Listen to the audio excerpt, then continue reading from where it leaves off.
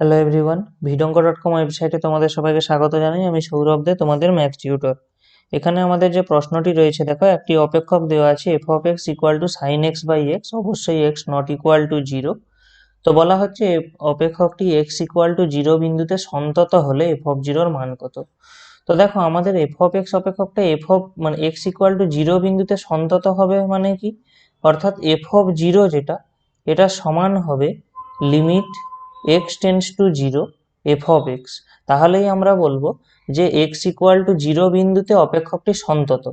তাহলে স্বাভাবিকভাবে আমাদেরকে তাহলে কি নির্ণয় করতে বলা হচ্ছে, limit x tends to zero F of x এর মান দেখো দেওয়া আছে সাইন এক্স বাই এক্স। ঠিক আছে, আর আমরা জানি যে এই লিমিটের মান কত হয়, ওয়ান। এই লিমিটের মান হয় ওয়ান। তাহলে এফ অফ জিরোর মান কত আমাদের চাওয়া হচ্ছিল, অ্যান্সার হবে ওয়ান, অর্থাৎ option B is the correct answer. ভিডঙ্ক.কম ওয়েবসাইটে ম্যাথটি দেখার জন্য অসংখ্য ধন্যবাদ। এরকমই নানা প্রশ্ন ও তাদের সমাধানের জন্য আমাদের ওয়েবসাইটটি ভিজিট করো।